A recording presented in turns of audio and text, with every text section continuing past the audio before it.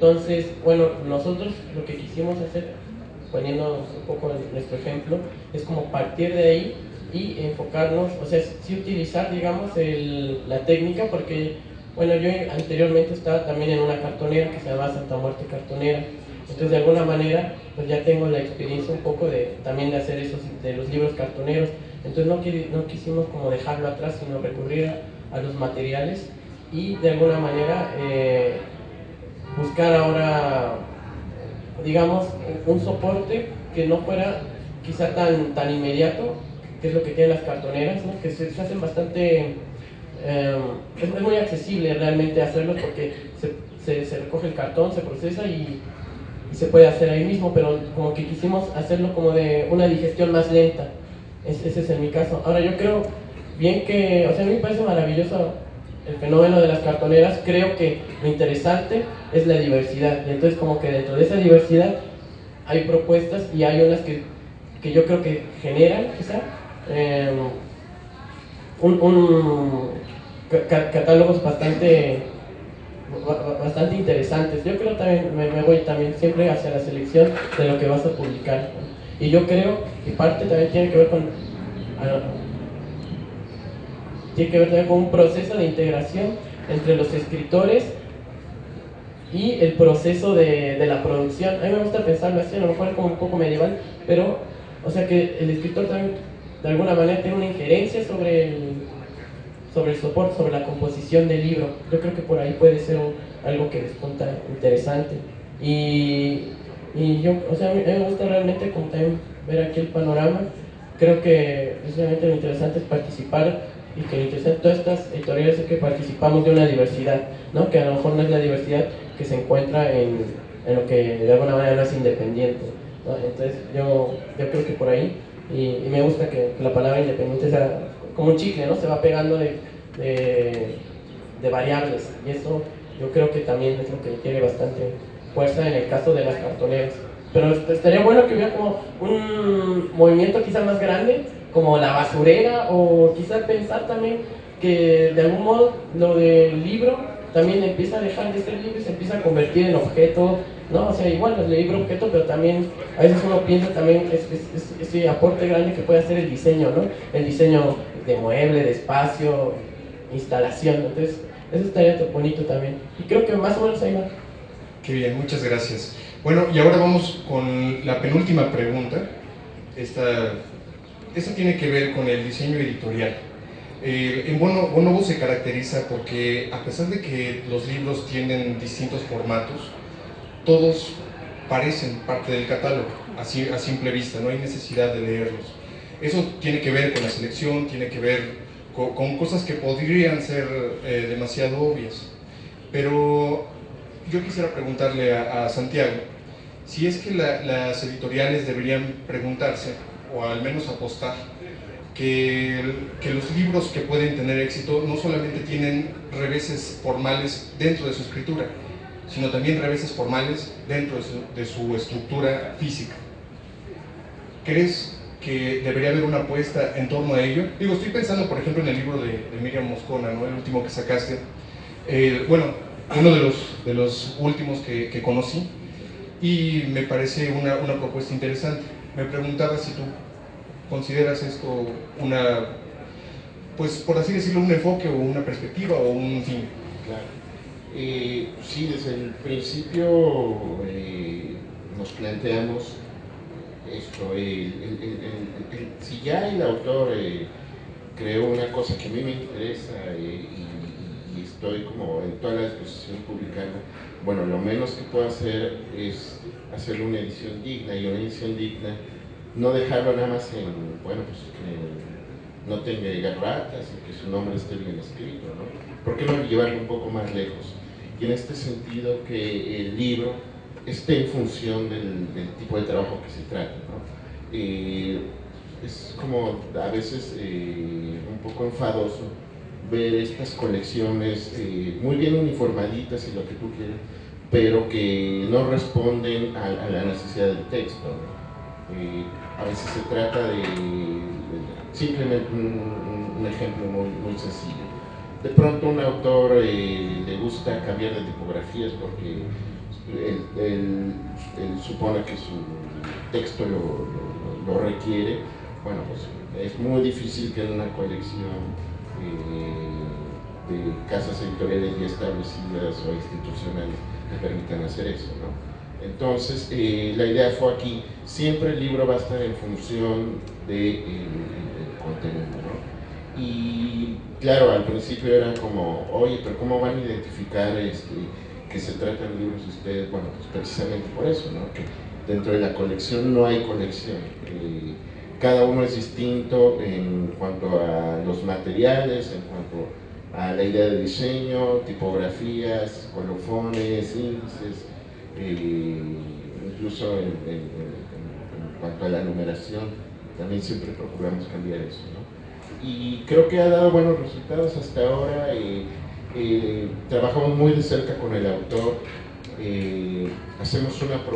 Generalmente hacemos 2 propuestas y tanto para interiores como para forros. Entonces le damos incluso la posibilidad al autor de escoger alguna o que creemos entre las dos una sola propuesta, y eso permite que, bueno, también una vez que el libro ya salió, difícilmente tienes problemas con el autor, ¿no? Porque generalmente es, no, yo así no quería mi libro, yo no me lo imaginé así. Eso es muy normal. Qué bien. Bueno, pues vamos con la última pregunta. Desgraciadamente el tiempo es muy poco. Y esta pregunta la lanzó Gerardo González y me parece por demás interesante, sobre todo porque es el representante de la editorial con mayor tradición y se lo está preguntando justamente al que acaba de dar el salto que todo el mundo había visto desde hacía 10 años, pero que ahora ya nos está pues llegando a los aparejos. Y es el salto de la página en papel a la página digital. Si nosotros consideramos que es gratuito abrir un blog, si la información aparece rápidamente a través de buscadores, sería fácil pensar que una editorial independiente no necesita del papel. Pero para que sea una editorial necesita lineamientos, necesita otro tipo de entrega que no necesariamente cumple un bloguero. Vamos a hacerle una pequeña pregunta. ¿Tú cuál crees que debería ser la perspectiva de las editoriales independientes en torno a la posibilidad de difundir su material por medios digitales en Internet? ¿La posibilidad? Sí. Es que no sé si sea tanto como una posibilidad o una opción. En realidad creo que es algo que la misma industria poco a poco nos va a ir orillando a buscar otras opciones. No sé, insisto, creo que todo depende de cada proyecto. O sea, me es muy difícil pensar que los libros que hacen Yasky, por ejemplo, puedan estar en un libro electrónico. No, ahora, hay todavía varios soportes. Puedes montarlo en una página de internet, o puedes hacer un ebook, que es el archivo que se lee en esta cosa que se llama tinta electrónica, que no proyecta luz, entonces es como si estuvieras leyendo una página impresa. Eso es muy, digamos, es muy adecuado para lectores con buen ritmo de lectura. No son libros que se les pueda meter un gran diseño, una gran propuesta de diseño. Para eso existen las aplicaciones para otro tipo de dispositivos, y esos archivos ya los puedes hacer multimedia, meterles audio, video, muchísima información atrás de la que ves en pantalla. ¿Qué debemos hacer nosotros? No sé. O sea, cada quien alrededor de sus posibilidades, de sus intereses, de cómo vayan conformando sus catálogos. En el libro electrónico, precisamente, la fuerza actual del libro electrónico está en eso, está en el catálogo, está en la selección del título, en el cuidado editorial.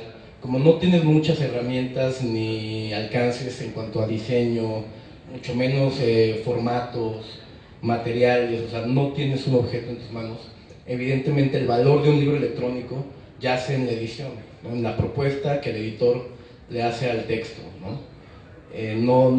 Las portadas para internet se diseñan distinto, entonces no hay un gran campo de experimentación en cuanto al diseño de portadas ni interiores. Entonces todo depende de cuáles sean nuestros intereses, pero los editores independientes, y no tanto los independientes, todos los editores poco a poco, forzosamente vamos a tener que ir buscando otras alternativas para, para dar salida a nuestro trabajo.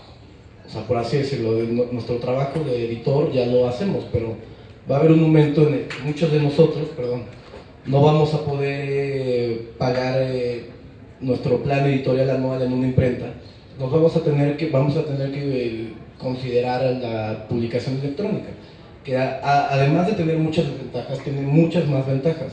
Digamos, yo la única desventaja que le veo ahorita es que todavía no está colocado el libro electrónico en el mercado mundial, por así decirlo. Hay algunos países en los que ya está bien colocado, pero aquí en México no, por ejemplo.